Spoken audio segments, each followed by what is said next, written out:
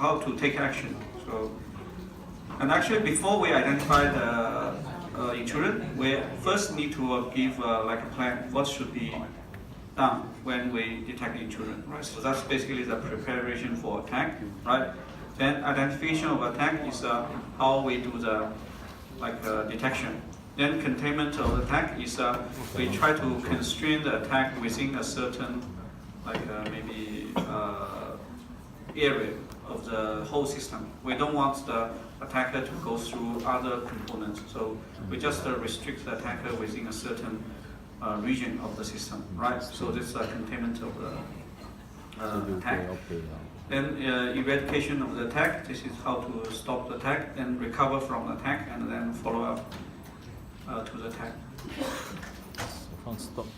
Okay, so if you want to have some more information, you can go to this website, IETF website, and find some information here.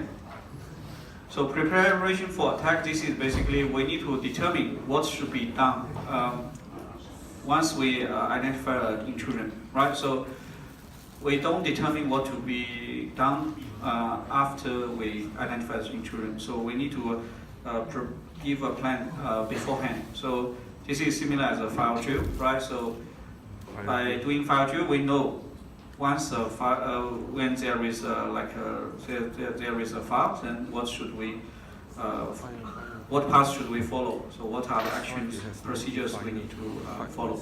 Right, so this is similar to the preparation for attack in intrusion detection. And identification of attack, then we can use either anomaly detection or misuse and signature-based detection, right? Containment of the attack, that means we try to limit the access of the attacker. We may just try to restrict the attacker to a certain area, not the whole system. In particular, we want to protect the critical system. And then we can also use the so-called honeypot to misguide the attacker. So honeypot is some in the intrusion detection, in the context of the intrusion detection, honeypot is like a fake system, like a simulated system, which look real, but actually is not a real system. So similar as the assignment 3, the first part you simulate the system logs and so on. So this actually is like a honeypot. You try to simulate the user behavior by using a program. So in the intrusion detection system, we can also put a honeypot. So in the honeypot, it contains some information that look critical, look important to the attacker, but actually the information can be some fake information, right? So in this case, we can try to contain the attacker. We try to misguide the attacker to attack this fake system rather than the real system, right? So this is a honeypot. So we will look at some more details about honeypot later. So related to honeypot is a so-called honey token, right? Honey token, and also there is a term called honey monkey. So you can find some similar concepts. So some are used, for example, for malware detection. So which you set up some like a machine and then attract this malware to infect this machine. Then this is basically some place you try to collect different patterns, different versions of malware, and then you can do the analysis. Of course, you make sure this machine is just an isolated machine to the real critical system. So it is connected to the public network, but it is not directly connected with the internal network. So in this case, you just collect the information from the attackers, right? So this is similar as honeypot. Sometimes we can use different terms like honey token, honeypot, and so on. Right. So the eradication of the attack. This is a stop attack. So we may use a so-called intrusion detection and isolation protocol, right? So this is a protocol actually proposed by some researchers, right? So basically the protocol is to isolate the attack and then gradually recover from the attack. So consider you have an attacker, you have attack from a node L to node T, right? So this is basically the path where the attack, attack or intrusion, happens. So suppose this is the path where the attack or intrusion happens. And the sum of nodes are so-called network boundaries. This boundary node means they can be network like gateways and so on. So in this case, we can gradually basically stop the attack and then recover from the attack, right? For example, suppose you have this IDIP system installed at the different nodes in this network. Then when say this T actually the intrusion detection system detects there is an intrusion at the node T. And basically, it can inform the previous node to block, for example, the traffic, some particular traffic or all the traffic. Then in this case, then say T will first block the traffic and then will block all the traffic to T and then inform W. Then W again will block all the traffic and then inform V. So once W blocks the traffic here, then V and T actually they can recover and start the communication. Then similarly, this process can go on. So W can inform X. X can basically block the traffic again here. Then the remaining network they can recover and start the communication. So this process will continue until say we reach. So basically, we do this kind of isolation, or like we stop this intrusion or attack like hop by hop. So eventually we will reach the last is the hop here. Then that can also basically stop the traffic, and then the rest of the system they can communicate. So eventually we can recover the system like hop by hop. So this is how this protocol works, right? So then the last two steps will be like a recovery from the attack. So in the previous IDIP protocol, so we recover the attack actually, we recover the system gradually, and then we may need to also restore the system to the previous secure state. So if there is an attack, that means the system enter insecure state, right? If you still remember, so the secure state means like all the access control, all the authorization policies are enforced. So if there is an intrusion, that means some attacker, some intruder gain control of the system and access some resource. In this case, the system actually is in an insecure state because the policies are violated.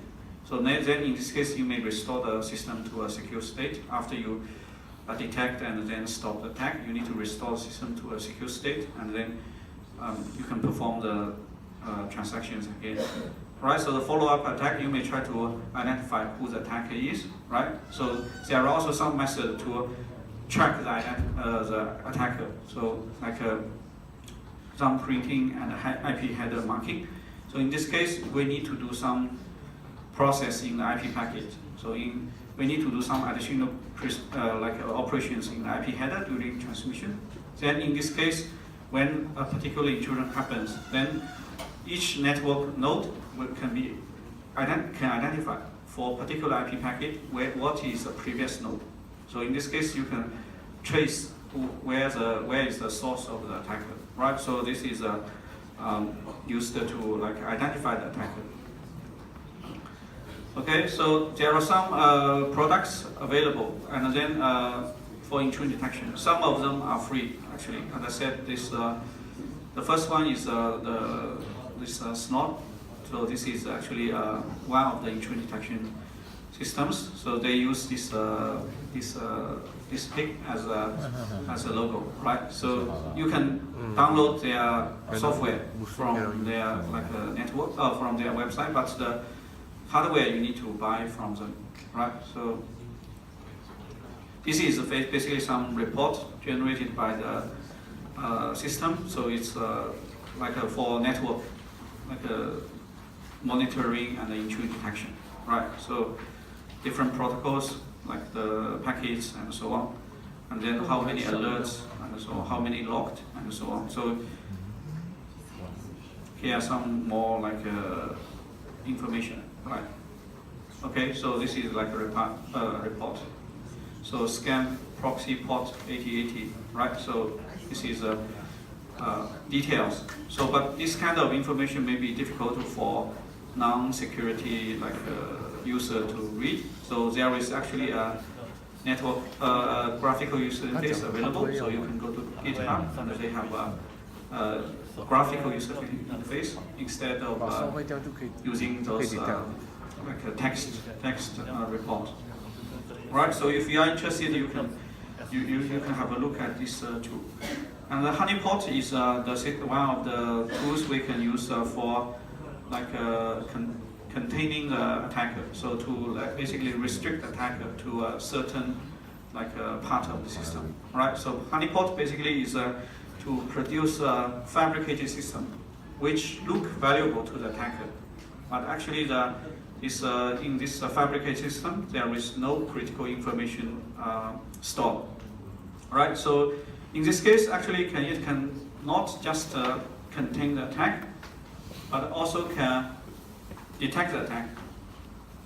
Right. So honeypot can not just contain the attack, but also detect the attack. The reason is if we have a fabricated system, so normal users will not access or communicate with this fabricated system because there is no useful information inside. However, so if you detect, say, one component in this fabricated system is trying to communicate with outside. For example, you have a fabricated web server, or like a SMTP server or some other server. So now this server tries to send a packet to external network. That means actually there is a potential intrusion because normal user will not try to communicate with this honeypot. So only when some intruder, they are not familiar, they don't know this is a fabricated system. Then in this case, if we identify any communication with this honeypot, we know something is not like usual, something is wrong. So we can now raise the alarm and then try to find out who is trying to connect to this honeypot. Right? Of course, if say the attacker, for the containment of the attack, so if the attacker does not know this is a fabricated system, then the attacker may just try to use more packets or spend more time to try to study this fabricated system. In this case, we can contain the attack. Attacker, we try to basically attract the attacker's attention on this fabricated system instead of the real system. So this is similar as like a trap and a trace, right? We try to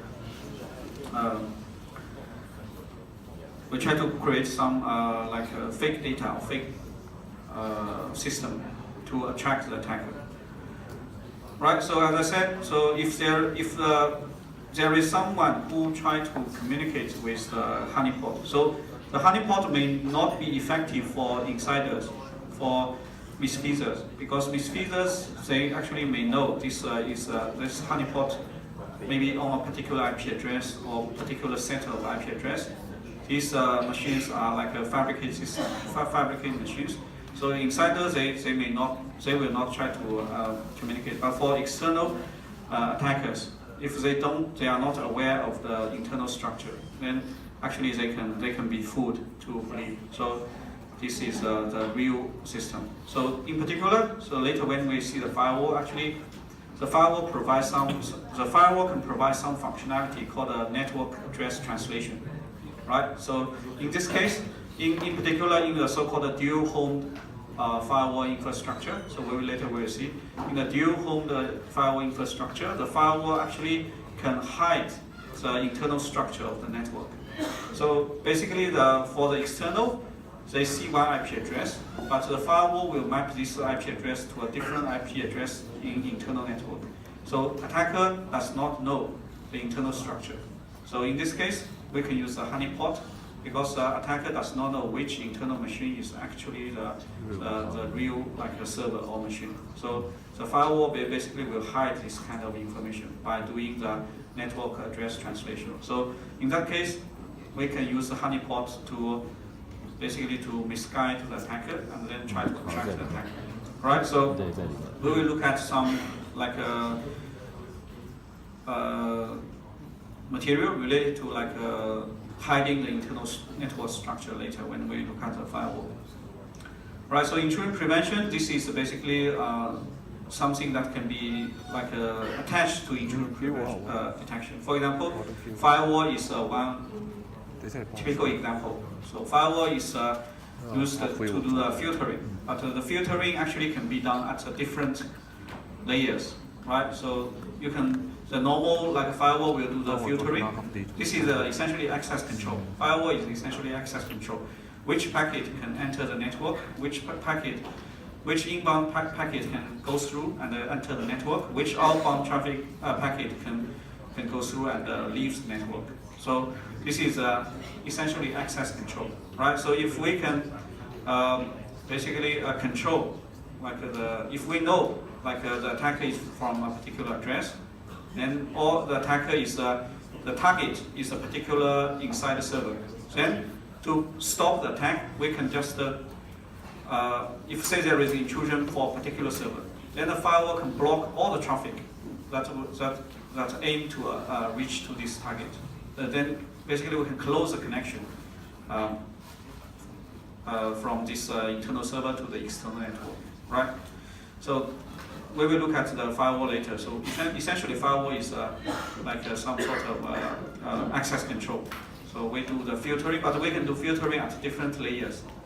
Like if you still remember, we have 5 layers, and the firewall actually can do the filtering in different layers. Okay, so there is one system which is called the Unified Threat Management System. This was proposed in like 2004. Actually, the system aimed to combine all the security system together, like in the maybe install this unified management system in the like a gateway or like the firewall of the whole network. However, so this one is not really so physically we may store different versions of systems in one server, but logically we still try to separate them, because if we combine them together, then they may have interfere each other, right? So if one system fails, maybe the whole system may crash, just like our smartphone. So if there are many apps, one app crash, maybe the whole system may crash. So in this case, we may have a single point of failure, right? So and this will also become a bottleneck. This will become essentially the target of denial service attack. If the denial service, because there are too many components. If the denial service attack can crash this system, then all the security, like all the defending systems will fail, right? So this is well, although this was proposed, but not like really used or implemented.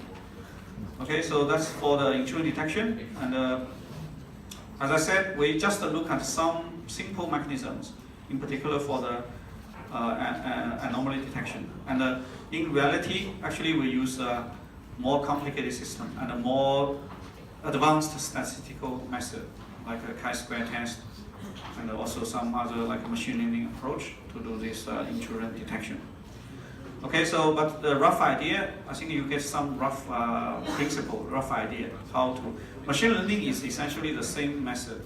You train the machine with data, right? So you train the machine with normal like behavior. So you use the data set. Again, you define the data set. Like you can again give the logs as a normal data set, and then you train this machine using the data set. So the data set will try to learn what is a normal behavior. Then if you have some active profile, then basically the machine will try to match. We're trying to see if this profile match the data set used to train this machine. So depending on what is the data set you use to train the machine, then it will basically detect whether the active profile match the data set or not. So the underlying principle is essentially the same, because we need to first have something that is that to compare against, right? So if we have something to compare against, you can use either statistics or use the machine learning. then you can test whether a real profile is intrusion or not. So basically, you try to compare against the base profile. All right, so that's as I said, we didn't touch some advanced or latest technology in intrusion detection, but because those will involve more advanced knowledge and technique. But the basic principle is the same. So later, if there is new technology, basically that can extract, for example, the profile from a large data set, in machine learning, or later maybe we have some other approach. Then that approach can be essentially used again for intrusion detection. So as far as you can have a method to extract some base profile from a large set of data, then we can use that for intrusion detection. Okay, so the next topic we will look at is firewall. So as I said, firewall actually is one type of intrusion prevention system. It will determine whether a packet from the network can enter the network or leave the network. So it's like a choke point of the local network. So you have a internet, and then this firewall is like a choke point. So basically, any traffic need to go through the firewall, and then the firewall will determine who can pass, who will be dropped by the firewall. So it's like a filter, right? So, but filter, actually we can do the filtering on different layers, in different layers of the TCP/IP protocol. All right, so the firewall is to protect the internal network.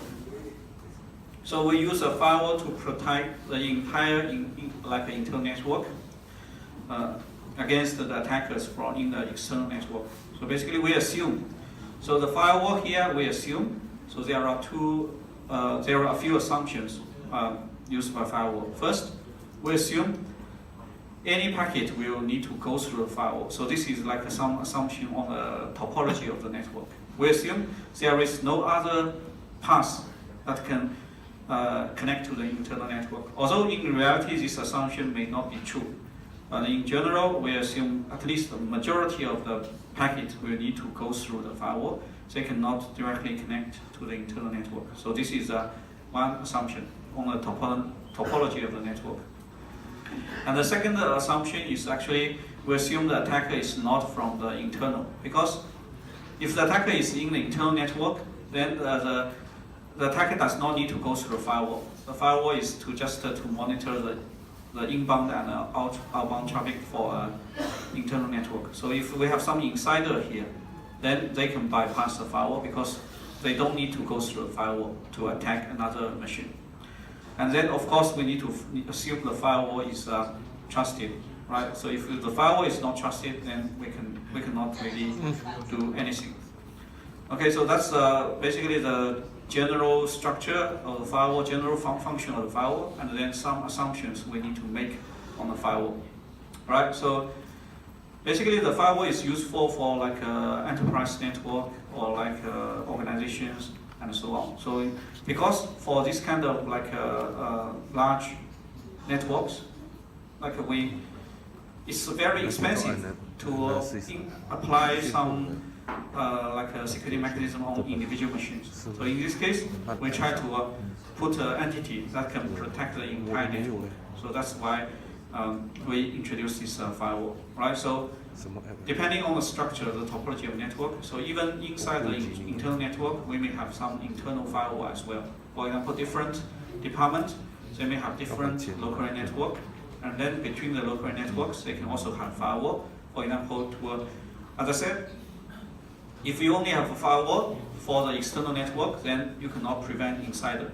But if you have an internal firewall for different departments, then you can still prevent, for example, one employee in one department A to access information in department B.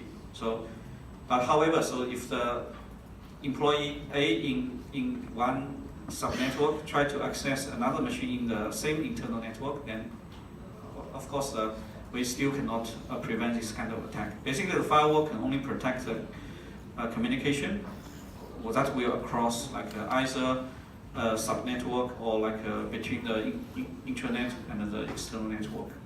right? So the benefit brought by firewall is like the low cost for implementing this access control from network. Because if you have a firewall on each individual machine, of course nowadays actually each PC can also have the software by firewall, right? But the purpose actually is different. So the personal firewall actually is to, for example, to determine whether someone can remote control, can do like a remote desktop or remote like connection to your machine. And then the functionality actually performed by the software firewall is quite limited in comparison with the tailor-made firewall for the entire network. Then, of course, the software firewall can still provide certain degree of protection. For example, if someone want to have a remote desktop on your machine, then the firewall may block such kind of requests.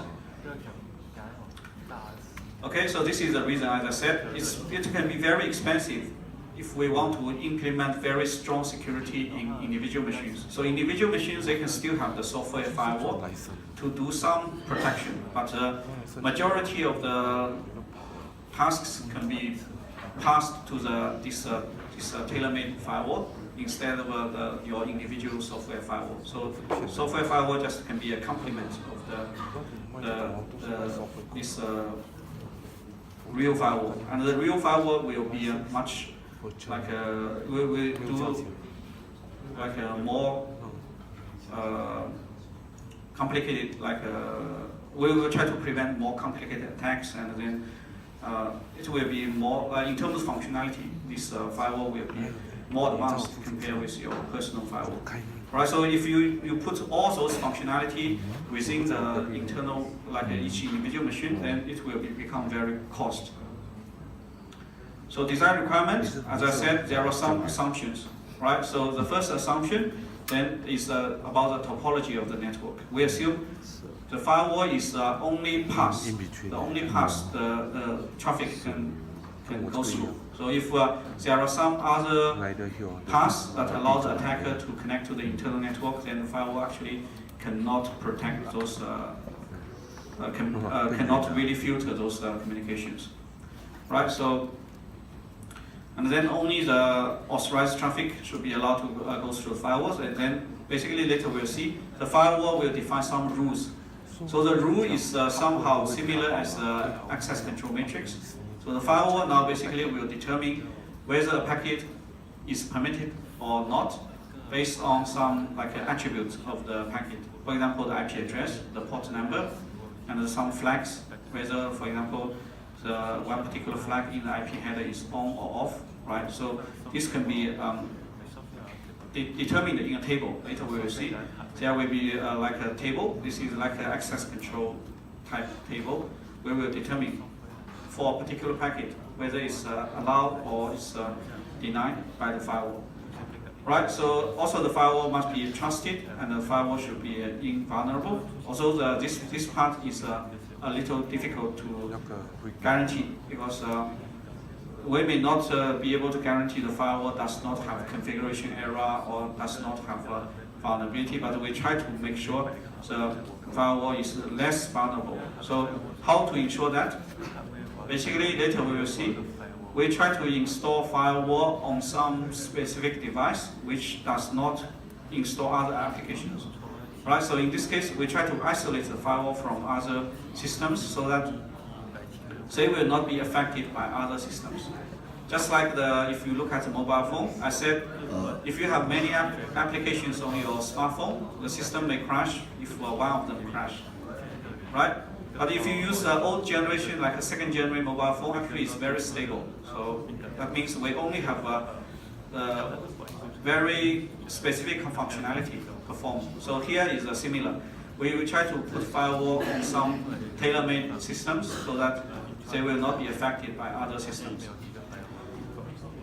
Right, so the general control, so we can control what kind of packet can enter the network and what kind of packet can leave the network. So basically we can do the service control. For example, we can use IP address and TCP port number.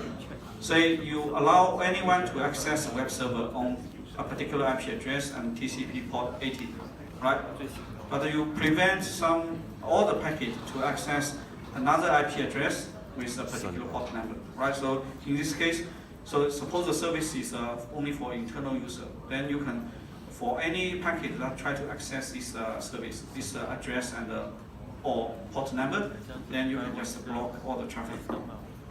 Direction control, you can control by, so both inbound and outbound traffic. So what kind of packet can go in, what kind of packet can go out. So user control, actually we can also do the control for the users. So this can be done by using some specific firewall. For example, you can use the so-called proxy server or application gateway to do authentication, to do user authentication. For example, if you work in a company, sometimes you are not allowed to access some external website and so on. So you need to pass through a proxy server in order to access the service. So in this case, actually, we can do the user control. So some users, they may be allowed to access some external server, but other users, they are not allowed, because the proxy server essentially will control. By doing user authentication, the proxy server can control who can connect to some external service, who cannot. So in this case, we can also do the user control, right? Behavior control, and then we can also for example, block certain connection requests. For example, if you say, the example I just mentioned, if you detect, the firewall detect there is there are packets that are detecting, that are scanning the port, a particular port for all the machines in the network, then the firewall can simply stop all the future packet, all the future connections sent by a particular address. Right, so this is what a firewall can do. So as I said, it will provide a choke point to protect the internal network from outside, right? So this will simplify the management, and then we will also reduce the cost, because you use one point to protect the network. Of course, the disadvantage is if this point is this point fails, or this point is corrupted, then the entire network may be in a dangerous state. However, later we will see. So in some firewall architecture, we try to somehow address the single point of failure. So we try to make sure, even if say one firewall fails, then the entire system will not be compromised. So we will see some architecture used by different configurations of the firewall, and monitor the traffic, so we can see basically which packet is, so all the traffic from external and internal machines, right? So we can also try to detect if there is any attempt for the security breach, right? So as I said before, we can also do some additional functionality. So this is, for example, the network address translation. So it means you can hide the internal network from the external network. That means internal network, they will see, say, a server with a particular address A, but the firewall will translate this address A to a different address. From the external network, external users, they will see a different address. So in this case, we can hide the internal network structure. So this is a network address translation. So for example, if we use the so-called dual-home firewall architecture, actually we can separate the two interfaces. One is the internal interface, one is external interface. The firewall basically will divide these two parts. So the internal will have only access to the internal interface, external only can access to the external interface. Then the firewall can do the translation among the addresses. So what counter firewall do? So as I said, firewall cannot protect against internal attackers unless you have the internal firewall installed, right? So otherwise, you cannot really protect some internal attackers to attack another machine in the internal network, because if the traffic does not pass through the firewall, then the firewall can do nothing, right? So essentially, this also links to the third point. So if there is any path that can bypass the firewall, then the firewall can do nothing, right? So, for example, if you have a dialing service, and the dialing service does not pass through the firewall, then in this case, actually you cannot protect malicious packet. You cannot prevent malicious packet from the dialing network. Or if you have like a Wi-Fi set up by a malicious insider, say the malicious insider actually can access the internal resource, but the malicious insider may install a Wi-Fi access point, and then this Wi-Fi access point allow other external users to connect to this access point. So in this case, you have a new path that can connect to the internal network without going through the firewall. So in this case, actually, the firewall can do nothing as well. So, and also the firewall actually cannot protect against malware or programs infected by malware. All right. So firewall is only to do the filtering of the packet. So, okay, so the types of firewalls, actually we will look at some typical examples of firewalls at operating at different network layers. So if you remember in the ping of that, I mentioned the TCP IP actually have 5 layers. It's a multi-layer structure. So you have application layer, transport layer, then the IP layer, internet layer, data link layer, and then the MAC layer, right?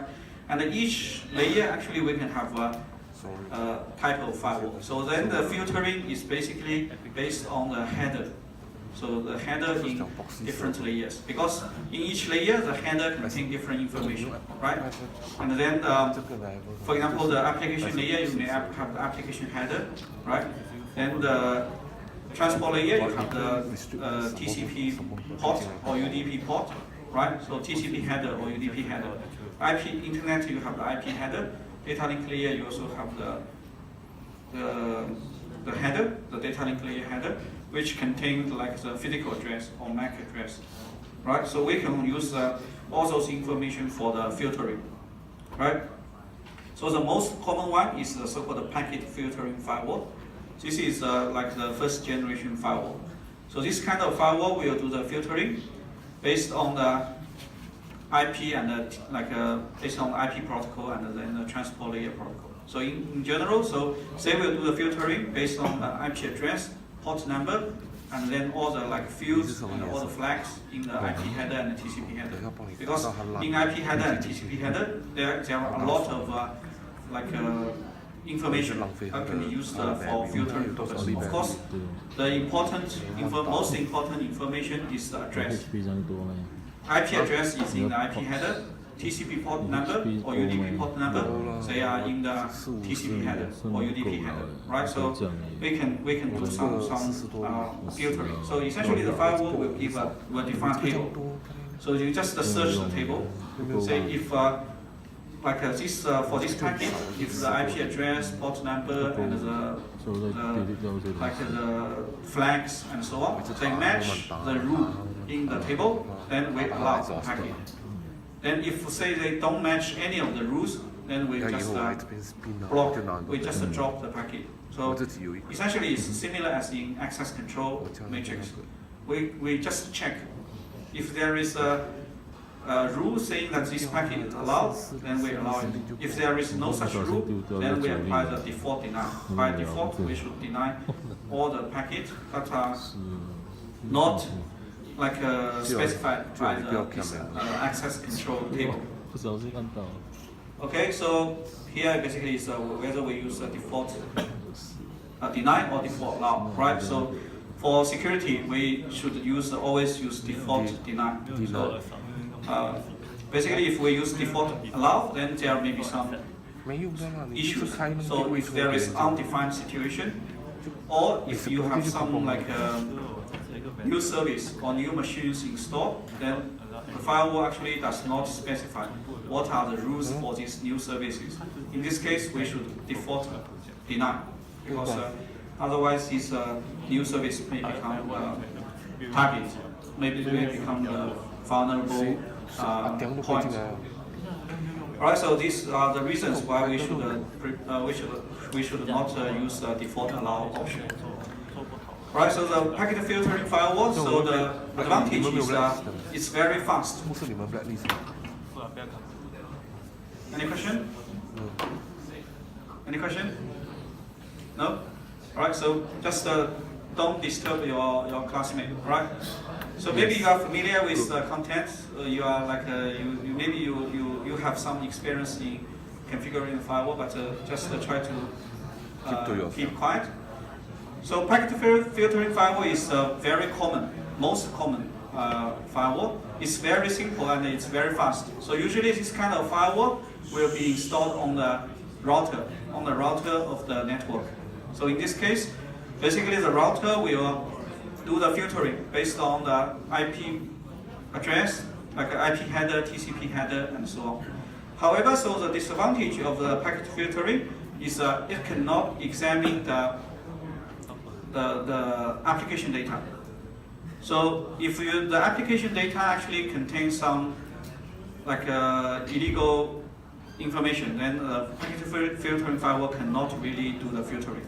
For example, maybe you try to connect to a gambling website from your from your company, like internet. So in this case, actually, so if the address, like this IP address, is known to be like a bad website, then we can still use the filtering table to deny this kind of traffic. But say if this is unknown, this address is unknown, then basically the firewall cannot really filter the packet. So we will need some application level firewall. So later we will see some application level firewall that can do the filtering, right? So the disadvantage of this packet filtering is it can only filter data in the lower layers of the TCP/IP stack. So it cannot filter the up layer data.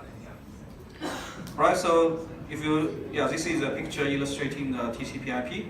So in general, we consider TCP/IP as a 5-layer structure. So we have application, transport, internet, data link, and physical. Right? Although in some like old documentation, we consider TCP/IP as a 4-layer, but now we consider it as a 5-layer in order to match the OSI reference model. Because OSI is a reference model, like a template for network, like a communication protocols. So we try to make the TCP/IP consistent with OSI. That's why we divide the last one into 2 layers. All right, so let's look at some example how to do the filtering. Suppose you have a local area network here, and the firewall is installed at the router, the external router of the local area network. Now we have some different like servers running on the internal network. Like we have a web server, right, running on W, then port number 80. We have a SMTP server running on M, right? This is another server running the emails. SMTP is the email, right? So the email server, and then port number is 25. So these port numbers are predetermined. So many port numbers are already determined by some other by different services. And then actually you may install another server on the same machine, but with a different port number. So basically you can install different services on one machine, on one server. They share the same IP address, but they use different port number, right? For example, SMTP will be like an IP address, like a 1.1.1.123. So this is for the mail server and the DNS server, but they will use different port number. One use port 25, DNS maybe port 50 something. So in this case, we have 3 servers, right? One on this W, 2 on this M. M is for mail and the DNS server. And then we also want this is basically, we want outsiders to access the web server here, the public web server here, the SMTP server here, and the DNS server here. So this is the packet, the inbound traffic that are allowed. For the internal users, we allow them to send email. through this SMTP server. So the SMTP server can basically send email on behalf of the user to other SMTP server on the external network, right? So this is allowed. Access the external NTP server. So NTP is a network time protocol. So we allow users here to access external NTP server. We allow the DNS server on M to make query to other DNS servers, right? DNS is a domain name server, so it can map, for example, the URL to the IP address, right? Actually, in your individual PC, you can also specify the cache. For there is a file you can configure the DNS like a cache. So you can tell your machine for this particular name what is the IP address, right? So, but the DNS server actually is in general, we do not use our local cache, but we use DNS server. So you can access the DNS server, and then the DNS server will translate the address for you, right? So all the other traffics are disallowed. So suppose we have such kind of filtering rule, then we can basically summarize. So these are the inbound traffic, these are the outbound traffic, and then we can define the table. So table will determine the rules. This is similar as the access control. So only when the packet satisfies the rules defined here, they can go through. Otherwise, if they are not specified here, they will be rejected. Alright, so we can have an example for the first rule. So we don't list all the filtering rules here for the previous example. We just look at the first one, right? But you can develop the other, the entries for other rules easily, right? So and in the textbook, actually you can find more examples. So in this example, so we want to allow external user to connect to the local internal web server. So the web server, say, is a public web server of the company. Anyone from the external can connect to this web server, right? So basically, we can set a rule like this. So for any inbound traffic, that means if the packet is from external to internal, from any source address, if the destination is the web server, protocol is TCP, and then the destination port is 80. This is the web server port number. Source port is greater than this one, because for most of the port numbers below this range, actually they are used by some popular or predefined services. So usually, when you run some client or a email or web client, they will use a port number greater than this one. So for any source address, any port number greater than this one. For destination port, this one. Destination address, this one. Destination port 80. Then this acknowledgement, actually this is one of the flag. So this is one of the flag in the TCP used to identify the status of the TCP packet. Right. So if the acknowledgement is either 0 or 1, on or off, then we permit. Right. Then for the outbound traffic, we allow the web server on this address and this port number to send response to any destination and any port number greater than this one. But now the acknowledgement, this flag must be yes, right? If it is no, we should block. Why here we make a difference? Because if you still remember the TCP protocol, so it's a 3-move handshake. So the client send a request. So for the first message, if it's a request, there is no acknowledgement. So this acknowledgement flag is off. But for the server to send a second message, it contains the sequence number from server and also the acknowledgement for the first message from client. So in this case, the second message from server contains the acknowledgement for the request. So in this case, the acknowledgement flag is on. And the third message from client is also acknowledgement for the first server sequence number. So the acknowledgement flag is also on. So that means for the client, the first request acknowledgement is no, but the third message acknowledgement is yes. So either it's yes or no, we allow. But for the server, it will never send a message with acknowledgement no, because the server will not send a request. Server will only receive requests. So in this case, we only allow the server to send packet if the acknowledgement flag is yes, right? So that explains why here we put yes, but for the inbound we put either yes or no. Both can pass the firewall, right? So this actually shows we can use the flags in different like IP and TCP headers. In both sides, IP and TCP headers, to also define the rules whether a packet can go through or not. So because here we are considering TCP protocol, so it's 3 move. Only the first request contains flag no. The second and the third message they will have flag yes. The acknowledgement yes. Right. So in this case, we can define the rule for the first like filtering rule. Right, so the table we saw just now actually is so-called static filtering. That means the table is predefined. The firewall will just follow the rules in the table. But sometimes actually we can also define, so in more advanced, so in a later generation, actually we can allow the dynamic packet filtering, right? So basically in this case, actually the firewall can change the rules dynamically based on the event happened. Alright, so static one is the first generation firewall, but dynamic packet filtering actually is a later generation of the firewall. Alright, so one example here for the dynamic filtering is a so-called stateful inspection firewall. Alright, so in this case we will, based on the previous event, we will determine whether a packet can go through or not. Sometimes we will say yes, sometimes we will say no. For example, the stateful inspection firewall, it will keep on top of the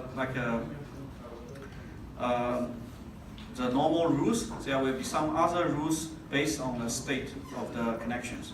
For example, for the UDP protocol, for example, UDP is unreliable. As I said, in the worm, in this slammer worm, UDP is you just in UDP basically you prepare packet and send packet. You don't need to do handshake, right? So in this case, so we may allow UDP packet, the inbound UDP packet goes through only when there is a previous UDP packet going out. So in this case, we do not allow the external user to connect to initiate a request to connect to the internal network. But we allow internal network to initiate request to external network. That means if someone internal send a packet to the particular external address before, and then when this address send a response, we allow. But if there is no one sending this request before, someone try to send a packet to the internal network, then we block. So in this case, depending on the situation, so sometimes we can allow, sometimes we will block. Of course, this will be more secure or accurate, but the cost is also higher. So that's the disadvantage. And then that's the packet filtering. So that's the most common type of firewall that can be installed on just a router. And then the application level gateway. This is a supplement of the packet filtering. So sometimes we call it a proxy server. So in this case, basically because the packet filtering cannot do filtering at the application layer. It can only do the filtering at the a lower layer. So for the upper layer, actually it's some of the application level gateways, they also do the filtering at the transport layer, right? So if you look at some we call them, sometimes call them a circuit level firewall. For example, one example is the SOX 5, right? So that kind of firewall is for the circuit layer, or the we can treat them as that's session layer. So in the ISO structure, that's a session layer. So for those kind of basically we can treat all these as application level gateways. They will do the high level filtering. So in this case, you can even do the user authentication. So in order to allow the packet to go through. For example, if you want to access some service in your company network, so you may actually go through a proxy server. You need to pass authentication, then you can connect to the external service. Right, so this kind of firewall will do the filtering at the higher layer. That cannot be done by the packet filtering firewall. Right, so one example is this SOX 5. So SOX 5 is also at the application layer. Sorry, not the transport layer, application layer, because that's if we look at the OS side, it's at I think it's at the session layer, right? So OS side, if for the TCP/IP, this is the application layer, and for OS side, it's application session or presentation layer. So these three corresponding to application layer in TCP/IP, and the SOX 5, I think it's at the session layer for the OS side. So we can use that kind of proxy server to do authentication, for example. Right, so, and then below the packet filtering, actually we can also do we can also have a firewall. So this is called a MAC layer firewall. So the MAC layer firewall actually implements at the data link layer, not the physical layer, data link layer, because we use a MAC address. Right, so data link layer, we also have the header. Inside header, we also have like the physical address or MAC address. For example, in your home like a wireless router, you can specify what are the MAC addresses that can connect to this wireless router. So when you configure your home like a wireless router, you can put your MAC address. For example, you have only 3 devices in your home, then you can put the MAC addresses in the configuration. Then only those 3 devices actually can connect to this wireless router. So other device, if they try to connect, then this router will just reject all the packet. So in this case, we can do access control at the lower layer, at the data link layer, right? So in this case, we can only allow certain devices to with a particular MAC address or physical address to connect to this network, to your home network, right? So that's the MAC layer firewall. And then we can also have different architectures based on where we place the packet filtering firewall or the proxy server or the application server, application layer firewall, right? So usually we call the place where we put the proxy server or application application layer firewall, the so-called bastion host. So bastion host basically is a term to describe some critical component in network security. So usually we put the proxy server in this bastion host. So basically, depending on how you place the bastion host and the packet filtering router. So the packet filtering is done by the router, and then application level gateway, actually you can put in the bastion host. And there can be different proxy servers, actually different types of proxy servers. You can put them in the a bastion host. Right, so this is the so-called single home bastion host. That means we have one packet filtering router and then one bastion host. So in this case, all the packet will first go through, for all the external packet, they need to first go through the packet filtering router. That means we first do the filtering on the IP address, TCP address, and so on, TCP port address, and so on. So we do one round of filtering using the packet filtering router, and then other packet will be passed through the bastion host. And the bastion host basically will do the filtering on the application layer, right? So we separate the filtering on the lower layer and the upper layer into 2 machines, right? So this is the so-called single home, the bastion host. However, so some packets, they may still be, after they pass through the packet filtering router, they may still be able to go through the network without passing through the bastion host. So you can determine, for example, what kind of packet should go through the bastion host by configuring this router. packet filtering router. So some of them will need to pass to the bastion host. Some of them can directly pass to the internal network. And then, so this is some like explanation about this architecture, right? So as I said, in this case, there is flexibility in providing direct internal access. So in this case, you can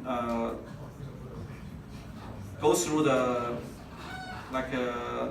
you can just go through the bastion host without any filtering. And the dual homed bastion host, now this becomes more strict, because you can see here the line is broken. That means in this case, basically all the packet will need to go through these two. The first is packet filtering router, and then the second one is the bastion host. So now the bastion host basically will isolate the internal network and the external network. Any packet must go through it. And then we can implement, for example, the network translation tier. That means for all the internal machines, they have an internal address. For all the external machines, they will see a different address. So they will use a different address to access service, and then the bastion host here can translate the address to an internal address. So in this case, we can have a two interface. Basically, one is the interface for the internal machines, one is the interface for the external machines. So that's why we call it dual homed bastion host. And then the third one actually is the most common one. We have a bastion host and two routers. Right, so now this bastion host will be in between two packet filtering routers. One is for the outer external packet filtering router. One is the internal packet filtering router. Right, so in this case, basically the traffic need to pass through these two routers. And if one of them fails, actually the other one can still work. And this one is more robust. And then this one is more common than the previous configurations. And in particular, so we create so for the subnetwork here. So the subnetwork basically is like a DMZ. So we call it a DMZ. So in this area, right? So this is like a buffer between internal. This is a buffer area between the internal and the external network. Right. So this is the third firewall configuration possibility. Alright, so we finished basically the firewall. So we looked at some examples like a packet filtering, and then application level gateway, and then we look at the different architectures. Right, so we can also maybe spend some time to quickly go through. So have you studied database? Yes. Yes? So maybe we can go through this part very quickly so that we can maybe have more time to do the revision in the afternoon. So we will quickly go through the database and the SQL command. Then later in the afternoon we will look at some attacks and some protection mechanisms for relational database. Right? So, right, first, so maybe because you are familiar with database, I will quickly go through this one. So first of all, database actually store data.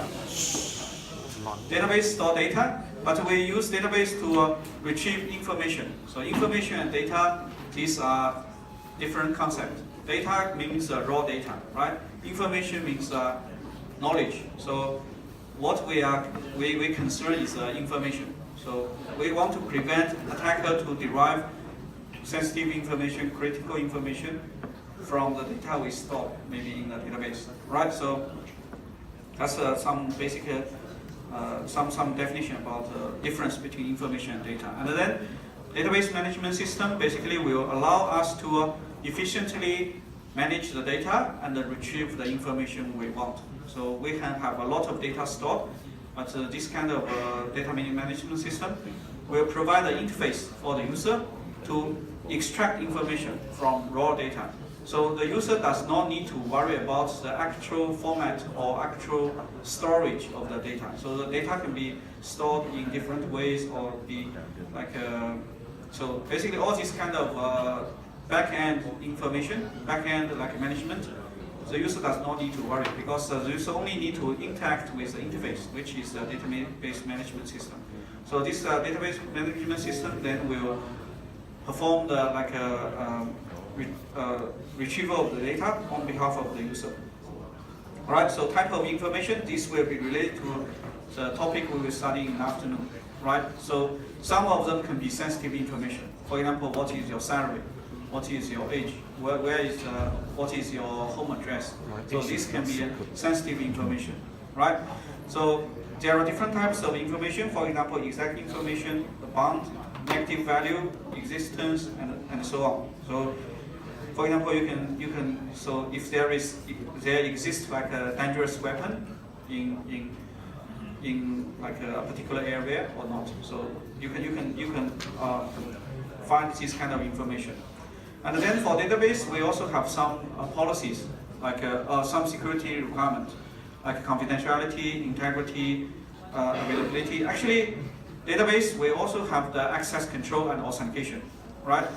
So although we will not go through the details, but there are also access control, authentication and access control policies for database. For example, you can also have the multi-level access control in a database, right? So similar as a BLP model, right? So each table or each record or each column, you can have a security level, and then the user can have a security level. So depending on whether you can read the content or not, depending on your level, right? So there can also have no read up, no write down, right? So we actually also have this kind of access control within the database. So similar as the operating system, but we will not go through the details, but the concepts are the same. So we can determine the access control based on the user ID, based on the role, or based on the level. So if you are familiar with database, actually you can create, for example, you can specify access control, who can access this database based on their ID, based on their role, based on their profile. So maybe they are covered in database subject. So if you are familiar with database, you should know. You can also set all those access control. We looked at in the operating system in database.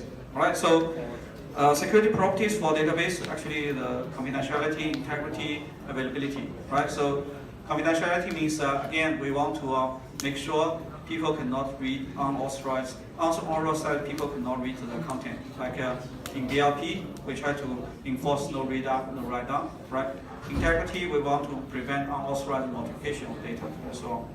Availability is, for example, to prevent denial of service attack. So models of database, there are different models. So we will look at one particular database model, which is a relational database. Relational database means we define a relation for the data. Relation basically is, so essentially is one relation is one table in the relational database. So the table determines the relation. For example, Alice is 25 years old. Alice earns like 100K a year, and then Alice's address. So in this case, one tuple defines one relation for a particular person or employee, right? So we can also have other types of database model, but we will not look at those in this subject. So this is a typical relation. So basically, we have the relation name, the relation schema, and then we have the attributes, and then we have the values for different attributes, right? So one row essentially determine one relation. So that's why we determine the relation among like different attributes. So that's the relational database. So one relation basically is defined as a subset of the domains, right? So you have domain 1, domain 2, domain n. So one relation is basically a subset of all those domains. And then, for example, the simplest case, we can have the binary relation. Binary relation means we have two domains, and then you define relation. For example, the NP relation is a binary relation, right? So you have the statement, you have the witness. So if the witness can be, the statement can be verified using witness in ordinary time, that's the NP statement. So the NP relation is just a binary relation, right? So we can have different values assigned for different attributes inside one relation. Right, so the SQL is basically the language used to query the relational database. Right, so we can manage the database and we can retrieve information using SQL command.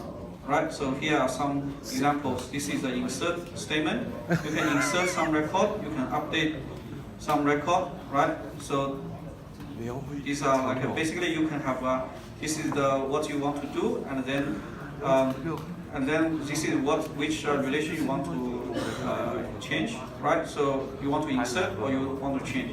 And here is the predicate, so that means the condition. You will only do modification or for records satisfying this predicate. Predicate means like a condition, right? You can also delete and so on. Then you can also create views. So the views basically will allow users to see a subset of the relations within a table, right? So you can specify what are the columns, what are the rows, or like that can be viewed by a particular user, right? So you can also change the data through a view. So you can change some items within a database by using the view as the interface to communicate with the database. And then we also have the keys, right? So we have the primary key, like the minimal key, and then foreign keys, and so on. Key basically here is different from the key for encryption decryption. So the key here is a unique identifier of the record in the database. Because later when we try to query the database, we need to have some unique identifier, right? So the minimum key is a key that can, a minimal set of attributes that can uniquely identify a record, right? So that's the minimum key. And among the minimum keys, we can have a primary key, right? So the primary key is one of the minimum keys that can be used to uniquely identify the record, right? So here shows some example. Anyway, so these are not this will not be examined because this is a database content. But later we may need some of this knowledge to understand later some security issues. Right. So the primary key is any selected minimal key, and the candidate key is a minimal key which is not a primary key.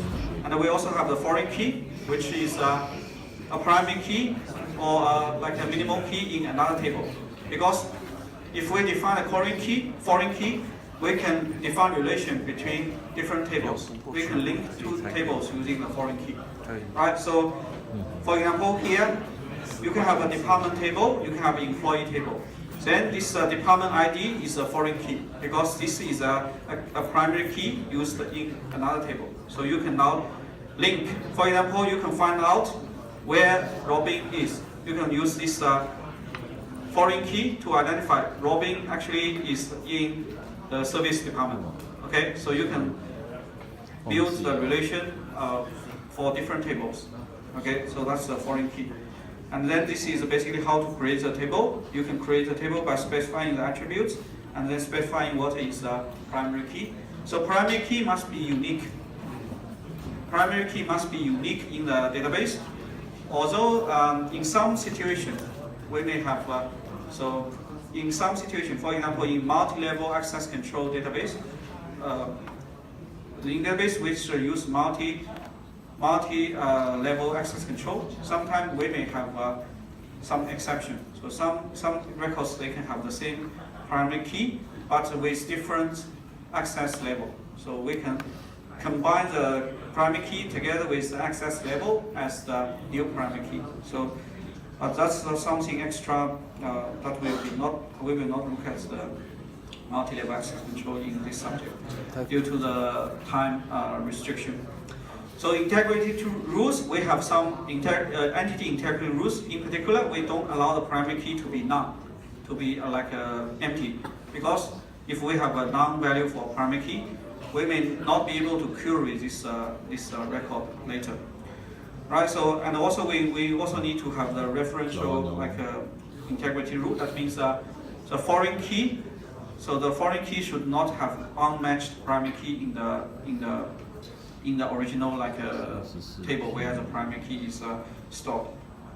Right. So that's some quick review of database knowledge. And then in the afternoon we will look at some security issues related to database. And after that we will do a revision of the subject. All right. So I will see you in the afternoon. Young class, huh? Then come, let's go eat. Oh, let's go.